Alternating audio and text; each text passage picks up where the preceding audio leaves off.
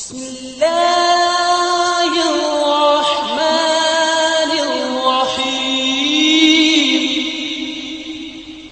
اور نبی کے اعمال کو بھلا دوں گا اور ان کی زندگی کو بگاڑ دوں گا۔ تو میرے دوستو، آج جتنے اعمال بگڑ رہے ہیں یہ خبیث دنیا کی محبتوں میں بگڑ رہے ہیں، اس لیے کہ دنیا تابع بناتی ہے، مدبو نہیں بنتی۔ یہ آنے والے کو کہتی ہے میرے رنگ میں رنگ جا،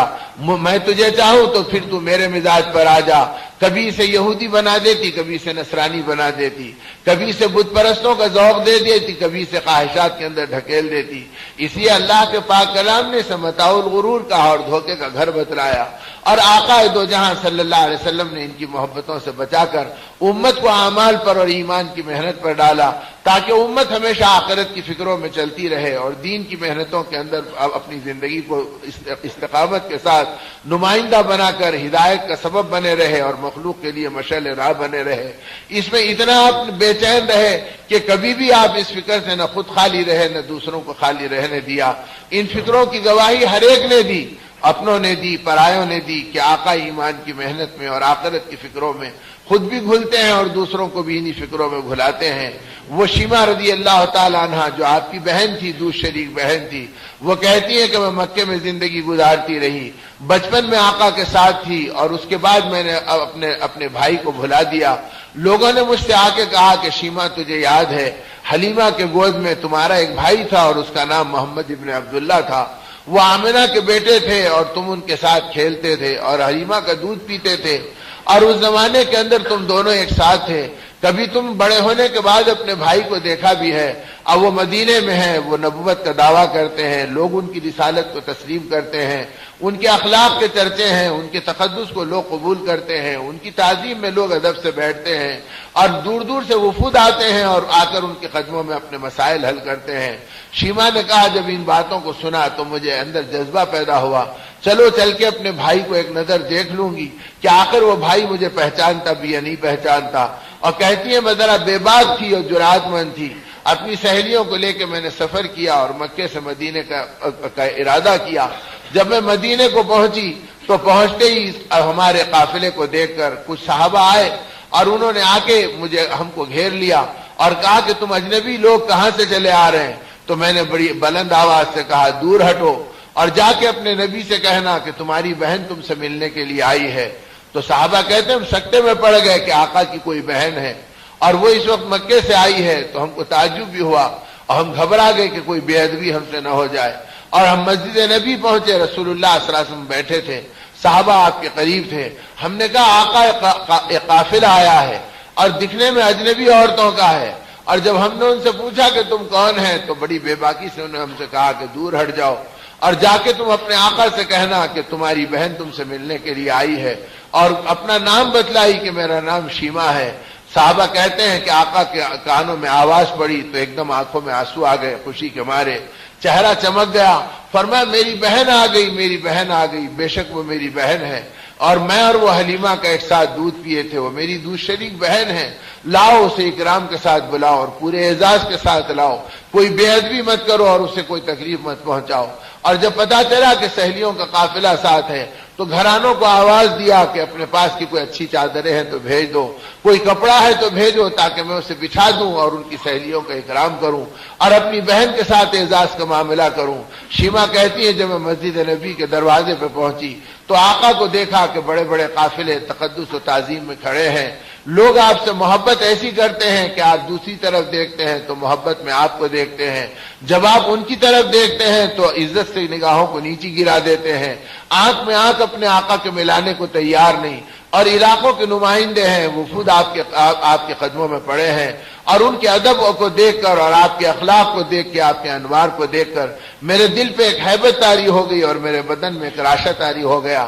آپ نے جب میری کیفیت کو دیکھا تو فرمایا کہ میری بہن گھبرا مت، اندر آ جا، تیرا بھائی تجھ سے ملنے کے لیے ملاقات کا منتظر ہے، کتنی مدت کے بعد اللہ نے تجھے مجھ سے ملایا، کہا اپنی سہیلیوں کو یہاں بٹھا دے اور تو میرے قریب آ جا۔ شیما کہتی ہے کہ اب آپ کے نبوت کا، آپ کے اخلاق کا، آپ کے تقدس کا میری طبیعت کے اوپر جو تاثر پڑنے لگا، میرے پیر لڑکھڑانے لگے اور میری زبان گھبرانے لگی، میں آپ کی خیریت پوچھنے کے بھی لائق اپنے آپ کو نہیں سمجھی۔ آقا نے میری ہیبت کو دور کیا اور کہا کہ شیما میرے قریب آ جا۔ جب میں قریب پہنچی تو آپ کھڑے رہ کے میرا استقبال کیا، اور جب میں اور قریب پہنچی تو جو چادر مبارک آپ نے اپنے بدن مبارک پہ ڈال رکھی تھی اسے تیزی سے زمین پہ ڈال دیا اور کہا میری بہن اس پہ قدم رکھ دے اور اس پہ بیٹھ جا۔ تو میری چیخ نکل گئی کہ اس نورانی چادر پہ میں اپنے پیر کیسے رکھ سکتی ہوں، یہ آپ کی ہے اور آپ کے تقدس و تعظیم کو دیکھ رہی ہوں، لوگوں کی محبت آپ کے ساتھ کیا ہے اسے محسوس کر رہی ہوں۔ تو رسول اللہ صلی اللہ علیہ وسلم رو پڑے محبت میں،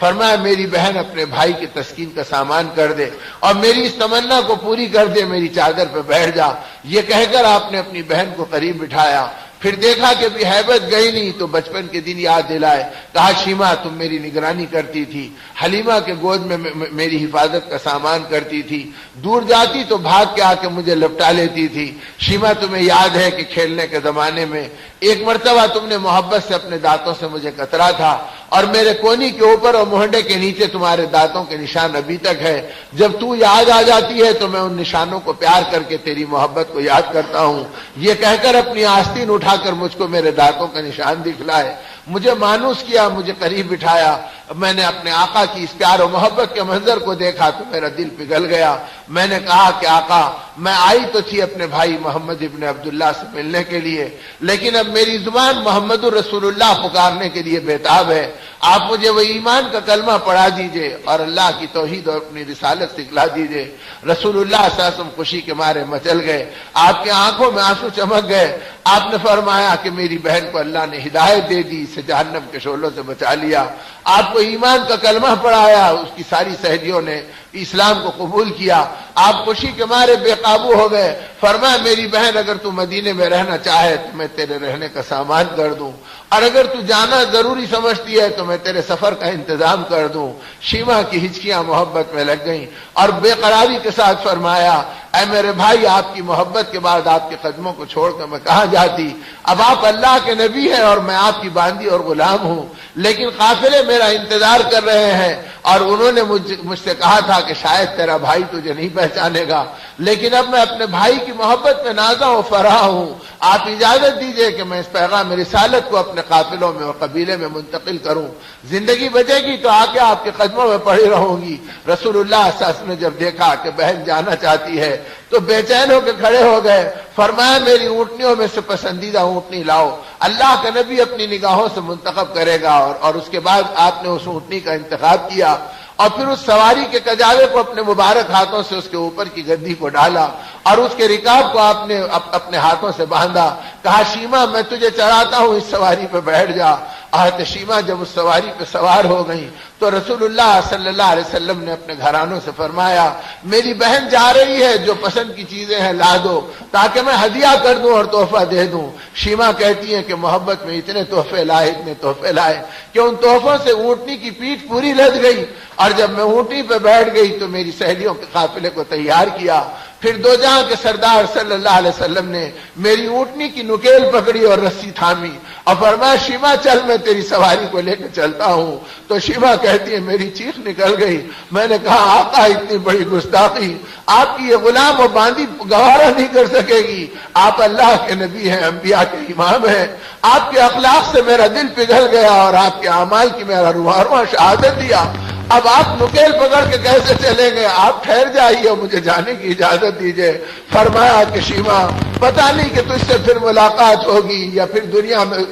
رخصتی کا وقت آ جائے گا، اپنے بہن کے اپنے بھائی کے دکھے آنکھوں کو ٹھنڈک پہنچا دے اور مجھے اپنے بہن کی خدمت کر لینے دے۔ شیما نے کہا آقا اگر آپ چلنا ہی چاہتے ہیں تو میں اتر جاتی ہوں اور آپ اونٹنی پہ بیٹھ جائیے۔ فرمایا شیما اللہ کے لیے اپنے بھائی کے بے قرار دل کو سکون پہنچا دے، میں تجھے اترنے کی اجازت نہیں دیتا، مجھے چلنے دے کہ میں کچھ دور تجھے چھوڑ دوں۔ صحابہ کہتے ہیں کہ آقا نے اپنی بہن کو سواری پہ بٹھایا اور اونٹنی کی نکیل اپنے ہاتھ میں پکڑی اور پیدل چلتے چلتے مسجد نبی سے مسجد قباء تک گئے، اور 3 کلومیٹر کا راستہ دو جہاں کے سردار صلی اللہ علیہ وسلم نے پیدل طے کیا، اور پھر وہاں سے جب شیما رخصت ہوئی ہچکیاں لیتے ہوئے اور سسکیاں بھرتے ہوئے، تو آقا نے ہاتھ کے اشارے سے اپنی بہن کو رخصت کیا اور کہا کہ اللہ تجھے ایمان پر استقامت دے اور میرے پیغام کو تیرے ذریعے سے دنیا میں پھیلا دے۔ شیما کہتی ہیں کہ میں اپنے بھائی کی محبت کو اور ان کی جدائی کے غم کو لے کے بے قرار مدینے سے چلی ہوں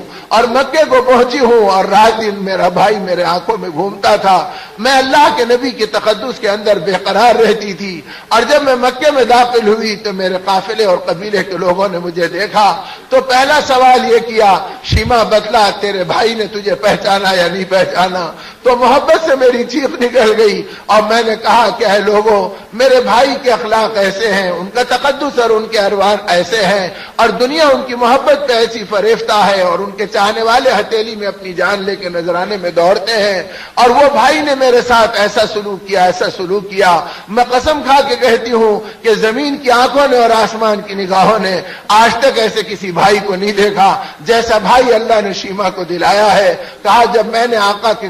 اخلاق اور ان کے تذکرے کیے تو لوگوں کے قلوب اتنے متاثر ہوئے کہ میری اونٹنی کی پیٹھ سے اترنے سے پہلے 70 عورتوں نے ایمان کا کلمہ پڑھا اور رسول اللہ صلی اللہ علیہ وسلم کی غلامی میں داخل ہوئے۔ میں اللہ کا شکر ادا کی اور آگے بڑھ کے جب اپنے قبیلے میں جا کر آقا کا ذکر کیا تو 300 گھرانے ایمان میں داخل ہو گئے۔ یہ کارگزاری مدینے میں پہنچی اور رسول اللہ صلی اللہ علیہ وسلم کو معلوم ہوئی، آپ خوشی میں بے حال ہو گئے۔ فرمایا مولا آپ کیسے کریم ہیں، اپنے نبی کو بہانہ بنا کر آپ نے میری بہن کے ساتھ کرم کا معاملہ کیا، اسے بھڑکتے شعلوں سے بچا لیا، اور اس کے صدقے آپ نے گھرانوں کو ہدایت دے دی اور سینکڑوں عورتوں کو اسلام میں داخل کرا دیا۔